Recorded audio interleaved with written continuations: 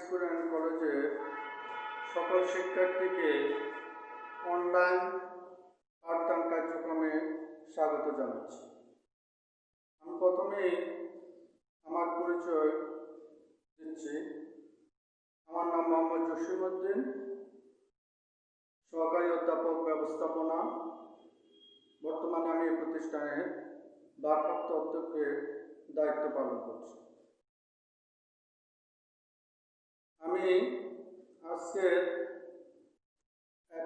SSC BM শিক্ষাক্রমের একাদশ শ্রেণীর শিক্ষার্থীদেরকে অনলাইন ক্লাসে স্বাগত জানাচ্ছি। এসএসসি বিএম শিক্ষাক্রমের আজকের আমার পাঠের বিষয়, যে বিষয়টি আমি পাঠদান করাবো সেটি হলো ব্যবসা সংগঠন ও ব্যবস্থাপনা এক, বিজনেস অর্গানাইজেশন অ্যান্ড ম্যানেজমেন্ট 1। এই বিষয়ে আজকে যে প্রশ্নটি আমি আলোচনা করব সেটি হলো ব্যবসা কি, ব্যবসায়ের প্রকৃতি বা বৈশিষ্ট্য কি, ব্যবসায়ের ক্রমবিকাশ বা ক্রমবিবর্তন সম্পর্কে আলোচনা করব। আজকের এই পাঠ থেকে আমরা ব্যবসা সম্পর্কে জানতে পারব, ব্যবসায়ের প্রকৃতি বা ব্যবসায়কে আমরা আলাদাভাবে চিনতে পারব, এটার বৈশিষ্ট্যগুলি সম্পর্কে জানব এবং ব্যবসা কীভাবে বর্তমান অবস্থা, যে প্রতিযোগিতামূলক ব্যবসা, এটি প্রথমে এই অবস্থায় ছিল না। মানুষের অর্থনৈতিক কার্যক্রমের পরিবর্তনের সাথে, জীবিকার পরিবর্তনের সাথে সাথে ব্যবসায়েরও ক্রমবিবর্তন এবং ক্রমবিকাশ ঘটেছে। এই বিষয়গুলি সম্পর্কে আমরা আজকের এই পাঠের মাধ্যমে জানতে পারব। তো আমি আমার পাঠদানের বিষয়বস্তুতে প্রবেশ করতেছি।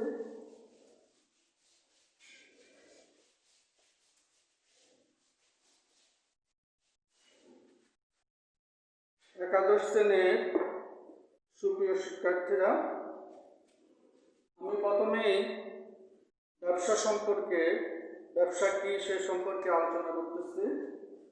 যে আমরা ব্যবসায়ী শব্দটির সাথে পরিচিত, যে অনেকেই ব্যবসা কার্যক্রমের সাথে জড়িত রয়েছে, ব্যবসার মাধ্যমে জীবিকা উপার্জন করতেছেন। যে ব্যবসা বলতে সাধারণত যে মুনাফা অর্জনের উদ্দেশ্যে, মুনাফা বা সম্পদ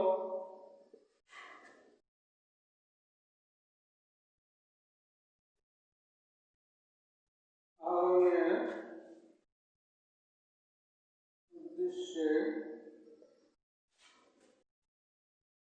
পণ্য দ্রব্য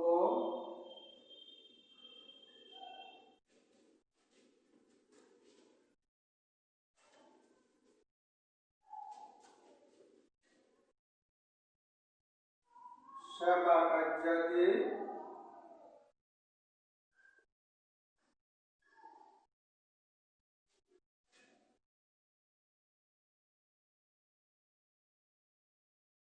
প্রযুক্তি ও মতাদর্শ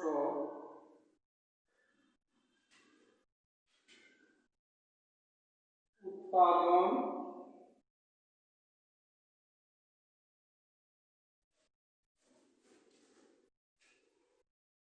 বন্টন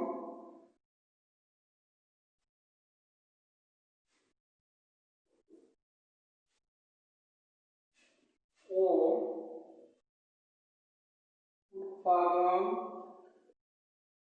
ও বন্টনের সহায়ক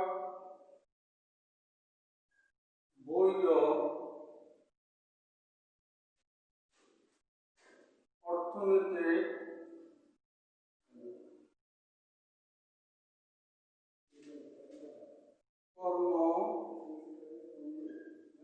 কর্মকাণ্ডকে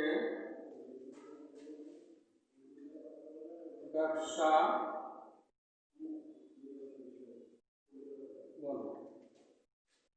সুপ্রিয় শিক্ষার্থীরা, যে ব্যবসা হতে হইলে সেখানে মুনাফা অর্জনের উদ্দেশ্য থাকতে হবে, সম্পদ আহরণের উদ্দেশ্য থাকতে হবে এবং সেখানে পণ্য দ্রব্য বা সেবা কার্যাদি প্রযুক্তি বা মতাদর্শের উৎপাদন মাধ্যমে মুনাফা অর্জন করতে পারে, বন্টনের মাধ্যমে মুনাফা অর্জন করতে পারে এবং উৎপাদন এবং বন্টনের সহায়ক এবং এটি বৈধ কর্মকাণ্ড, যে অবৈধ উদ্দেশ্যে কোনো ক্রয় বিক্রয় কার্য বা উৎপাদনের কার্য বা বন্টনের কার্য করলে তা ব্যবসা বলে গণ্য হবে না। অবশ্যই সেটি বৈধ অর্থনৈতিক কর্মকাণ্ড হতে হবে। অর্থনৈতিক কর্মকাণ্ড বলতে বোঝানো হয় যে যেখানে যে কাজের মাধ্যমে অর্থ উপার্জন করা যায়, যে মানুষের অর্থ উপার্জনের মাধ্যমকে বা উভয়কে বলা অর্থনৈতিক কর্মকাণ্ড।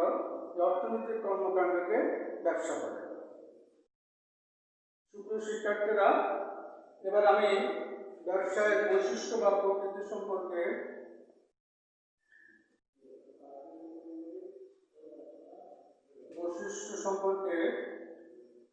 আলোচনা করিতেছি। যে ব্যবসায়ের বৈশিষ্ট্যের মধ্যে প্রথমে আমরা আমাদের সংজ্ঞা থেকে যে বৈশিষ্ট্যটি পাই সেটি হলো যে মুনাফা অর্জন করা। মুনাফা অর্জন এটি ব্যবসার একটি বৈশিষ্ট্য। মুনাফা অর্জন করতে হলে যে ব্যবসা যে সবসময় মুনাফা হবে এরকম নয়, ব্যবসায় লাভও হতে পারে, লোকসানও হতে পারে। এই জন্য ব্যবসায় অনিশ্চয়তা রয়েছে।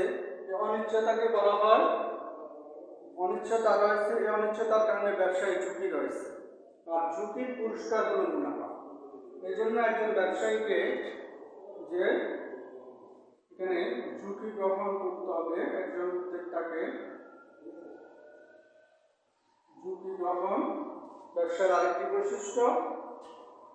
যে কোনো ব্যক্তিকে এই উদ্যোগ গ্রহণ করতে হয় যে ব্যবসায় কর্ম প্রচেষ্টা বা ব্যবসা করার ইচ্ছা পোষণ করতে হয়। এই জন্য যে কোনো ব্যক্তি বা প্রতিষ্ঠানকে উদ্যোগ নিতে হয়। তাহলে ব্যবসায় উদ্যোগ বা উদ্যোক্তা, যিনি এই উদ্যোগটা নিয়ে থাকেন তাকে উদ্যোক্তা বলা হয়। এই উদ্যোগ এটি ব্যবসায়ের একটি বৈশিষ্ট্য, যে ব্যবসায়ের মাধ্যমে মুনাফা অর্জনের মাধ্যমে সম্পদ বৃদ্ধি পায়, সম্পদ আহরণ এটি ব্যবসার একটি বৈশিষ্ট্য আমরা সংজ্ঞা থেকে পেতে পারি। এরপরে যে এখানে উৎপাদন, যে উৎপাদন এটি ব্যবসায়ের একটি বৈশিষ্ট্য আমরা সংজ্ঞা থেকে পেতে পারি। যে উৎপাদন বলতে যে মানুষের ব্যবহার উপযোগী পণ্য তৈরি করা, অর্থাৎ পণ্যের মধ্যে নতুন উপযোগ সৃষ্টি করা। যে উপযোগ সৃষ্টি এটি যে উৎপাদনের মাধ্যমে উপযোগ বৃদ্ধি করা হয় বা উপযোগ সৃষ্টি করা হয়, এটি ব্যবসায়ের একটি বৈশিষ্ট্য। যে উপযোগ সৃষ্টি করা,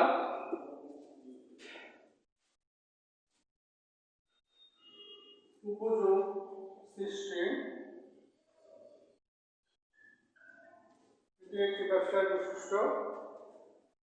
7 নম্বরে আমরা যে সংজ্ঞা, যে বন্টন, যে বন্টন, যে বন্টনের মধ্যে অনেকগুলি বিষয় জড়িত থাকে, যেমন তোমার ক্রয় বিক্রয় কার্য, যার মাধ্যমে বিনিময় সংগঠিত হয় এবং পণ্যের মালিকানা একজনের কাছ থেকে আরেকজনের কাছে স্থানান্তর হয়।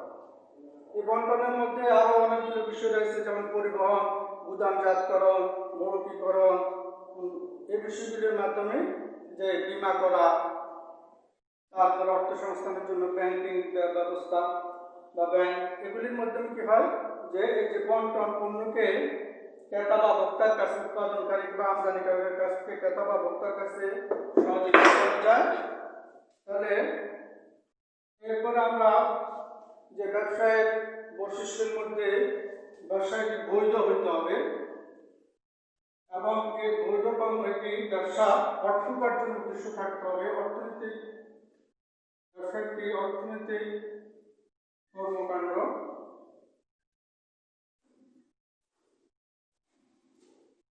এরপরে ব্যবসার মাধ্যমে যে ব্যবসায়ের মাধ্যমে ব্যবসা শুধু মুনাফা অর্জনের উদ্দেশ্যে করা হয় না, জনকল্যাণের উদ্দেশ্য ব্যবসা করা হয়ে থাকে। ব্যবসায়ীরা সমমত পণ্যদ্রব্য সরবরাহ করে যে পণ্যের চাহিদা এবং যোগান স্থির থেকে জনকল্যাণ করে বিভিন্ন স্কুল কলেজ বিভিন্ন জনকল্যাণমূলক কাজের মাধ্যমে তারা সমাজের বিভিন্ন জনকল্যাণমূলক কাজ করে থাকেন ব্যবসায়ীগণ। তাহলে জনকল্যাণ করা এটি ব্যবসায়ের একটি বৈশিষ্ট্য হতে পারে। এছাড়াও ব্যবসায় আরো অনেক বৈশিষ্ট্য রয়েছে। আমরা যে সংজ্ঞা থেকে যে বৈশিষ্ট্যগুলি পেলাম সেগুলি সম্পর্কে আলোচনা করলাম। এরপরে আমি আমাদের প্রশ্নের যে তৃতীয় যে অংশটি সেই অংশ সম্পর্কে আলোচনা করতেছি। সুপ্রিয় শিক্ষার্থীরা, তোমরা মনোযোগ সহকারে ক্লাসটি ফলো করো এবং ক্লাসটি অনুসরণ করো এবং ক্লাসের বিষয়গুলি তোমাদের পাঠ্য বইয়ের সাথে মিলিয়ে পড়ার চেষ্টা করবে। আমি ব্যবসায়ে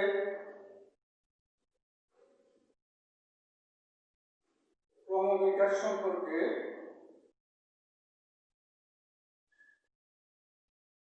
ব্যবসার ক্রমবিকাশের ব্যবসা মানুষের জীবিকা অর্জনের যে উপায়, জীবিকা অর্জনের উপায় বা জীবন ধারণ মানুষের একরকম ছিল না। সৃষ্টির প্রথম থেকে যে এই মানুষের জীবন ধারণ, জীবিকা অর্জনের উপায়, অর্থনৈতিক কর্মকাণ্ডের পরিবর্তনের সাথে সাথে ব্যবসা বর্তমান অবস্থায় এসে উপস্থিত ক্রমবিকাশ হয়েছে। এই ব্যবসার ক্রমবিকাশকে আমি তিনটি ভাগে আলোচনা করে তিনটি ভাগে এখানে আলোচনা করতেছি। একটি হলো প্রাচীন যুগ,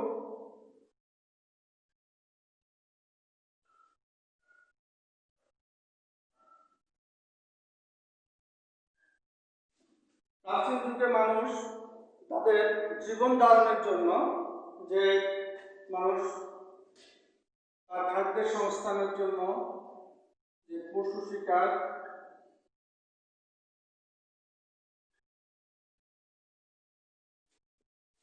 মৎস্য চাষ, মৎস্য শিকার,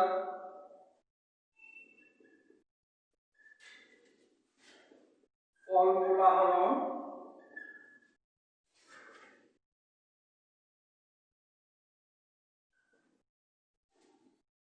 কৃষিকাজ,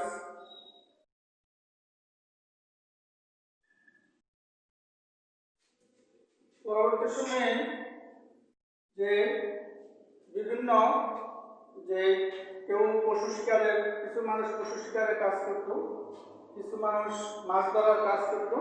এভাবে বিভিন্ন শ্রেণীর উদ্ভব হয়, যেখানে তাঁতি, কামার, কুমার,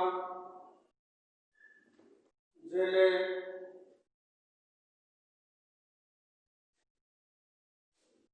কৃষক ইত্যাদি বিভিন্ন শ্রেণীর উদ্ভব হয়। এবং তখন বর্তমানের মতো অর্থের মাধ্যমে কোনো লেনদেন ছিল না। তখন তাঁতি তাদের প্রয়োজন মেটানোর জন্য তারা একজন আরেকজনের সাথে তারা যেগুলি উৎপাদন করত বা সংগ্রহ করত সেগুলি তারা বিনিময় করত। এটিকে বলা হয় দ্রব্য বিনিময় প্রথা। একজন আরেকজনের কাছ থেকে দ্রব্য বিনিময় করতে একজন আরেকজনকে তার প্রয়োজনীয় জিনিস প্রদান করত। যে দ্রব্য বিনিময় প্রথা এটি প্রচলন ছিল। তখন পরবর্তী সময়ে মানুষ জানে পরবর্তী যে মধ্যযুগ,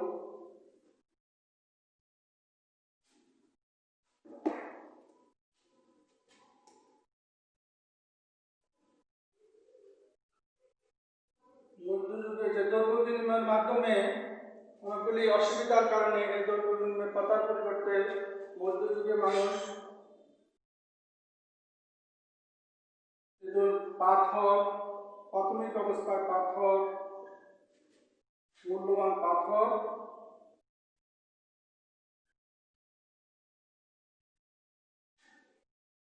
পুরি,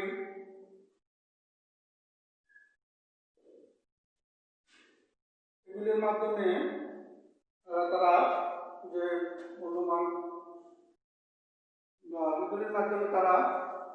জিনিসপত্র যে বিনিময় করত, ক্রয় বিক্রয় করত।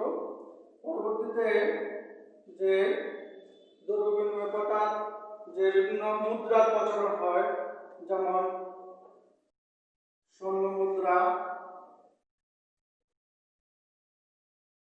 রৌপ্য মুদ্রা,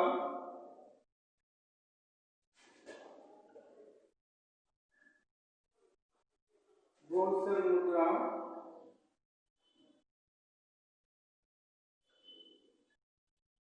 মুদ্রার প্রচলন হয়। এরপরে মানুষ দলবদ্ধভাবে বসবাস করতে শিখে এবং মানুষ বিভিন্ন নদী, যেসব এলাকায় কৃষিকাজ হতো, নদী এলাকায় যে বসতি স্থাপন করে, এই নদীকে কেন্দ্র করে সেখানে নগর সভ্যতার উদ্ভব ঘটে।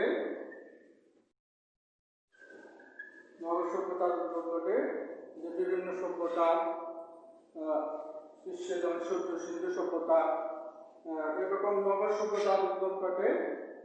এর পরবর্তী সময়ে যে মানুষের আস্তে আস্তে মানুষ তখন হাতের মাধ্যমে, মানুষ তার যন্ত্রের ব্যবহার ছিল না, মানুষ তার প্রয়োজনীয় জিনিস হাতের মাধ্যমে অথবা হাত দিয়ে তৈরি বিভিন্ন ছোটখাটো যন্ত্রের মাধ্যমে, হস্তচালিত বিভিন্ন অবয়বের মাধ্যমে তারা তাদের জিনিসপত্র বিভিন্ন ডাইসের মাধ্যমে উৎপাদন করত। এখন এই নগর সভ্যতার উদ্ভব ঘটে এবং পরবর্তীতে বিভিন্ন ব্যবসার যে সংগঠনের উৎপত্তি ঘটে, ব্যবসায়িক কার্যক্রম সম্প্রসারণের সাথে যে ব্যবসা সংগঠন উদ্ভব হয়, ব্যবসা সংগঠনের উদ্ভব ঘটে। এখানে এক মালিকানা ব্যবসা,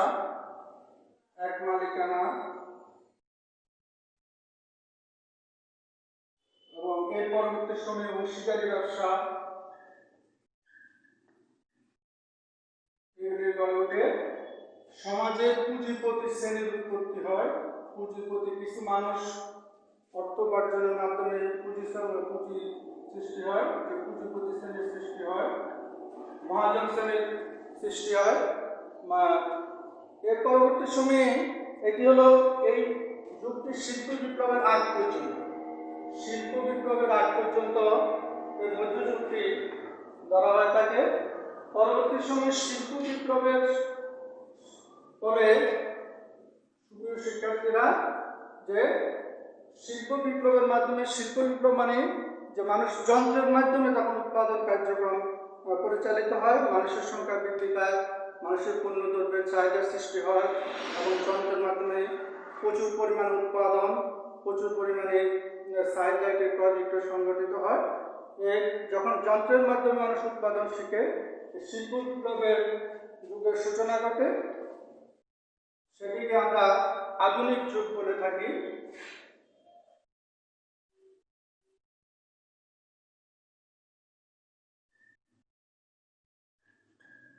ব্যবসাটা আধুনিক যুগ।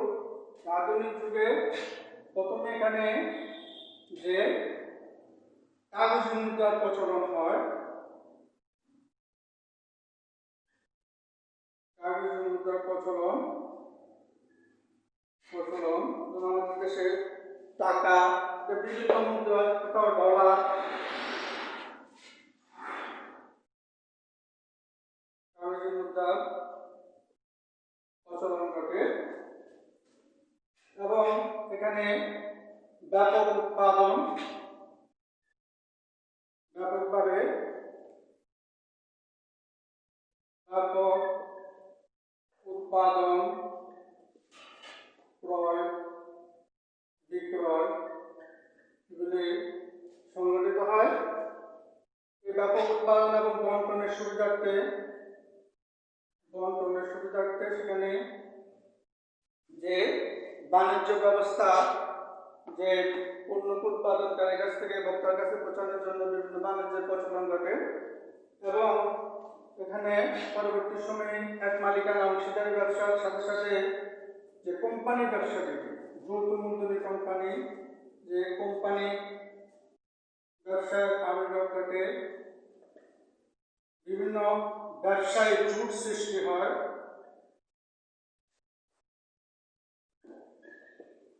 এবং ব্যবসায় সহায়তা করার জন্য ব্যাংক, বীমা ব্যবস্থার প্রচলন ঘটে এবং ব্যাংক বীমা ব্যবস্থার উন্নতির জন্য এখানে পরবর্তী সময়ে JTM প্রচলন ঘটে।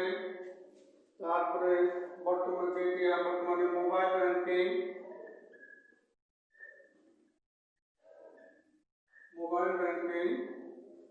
ব্যবস্থার প্রচলন ঘটে। বর্তমানে যে অনলাইন শপিং যেটি অনলাইনে যে কেনাকাটা সেটি হচ্ছে ই-কমার্সের প্রচলন ঘটে।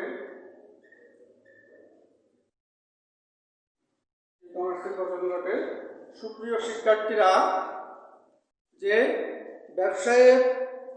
বর্তমান ব্যবসা একটি প্রতিযোগিতামূলক। এখানে ব্যবসা প্রতিযোগিতা করে ব্যবসা টিকে থাকতে হবে, কারণ একই পণ্য নিয়ে অনেকেই ব্যবসা করে। এই জন্য আমাদেরকে ব্যবসা সম্পর্কে জানতে হবে, ব্যবসায়ের উদ্দেশ্য, কীভাবে ব্যবসা করলে আমরা মুনাফা অর্জন করতে পারি। আমি আগেই বলেছি যে ব্যবসায় মুনাফা অর্জন হতে পারে, আবার লোকসান হতে পারে। এই জন্য ব্যবসা পরিচালনা, ব্যবসা সম্পর্কে আমাদেরকে জানতে হবে। এবং আমরা এই যে SSC ব্যবসা ব্যবস্থাপনা যে কোর্সটি বাংলাদেশ কারিগরি শিক্ষা বোর্ডের মাধ্যমে পরিচালিত হচ্ছে উচ্চ মাধ্যমিক পর্যায়ে, এটির মাধ্যমে আমরা ব্যবসা সম্পর্কে জানতে পারবো এবং উচ্চতর ক্লাসে আমরা এটির মাধ্যমে পড়াশোনা করতে পারবো। তো আমি পরবর্তী ক্লাসে এই বিষয়গুলি নিয়ে আরও বিস্তারিত আলোচনার ব্যক্ত করে আজকে এই অনলাইন ক্লাস এখানে সমাপ্তি ঘোষণা করছি। আশা করি তোমরা তোমাদের অনলাইন ক্লাসটি দেখবে এবং তোমাদের পাঠ্য বইয়ের সাথে বিষয়গুলি মিলিয়ে বোঝার চেষ্টা করবে এবং এটিকে আয়ত্ত করার চেষ্টা করবে। আল্লাহ হাফেজ।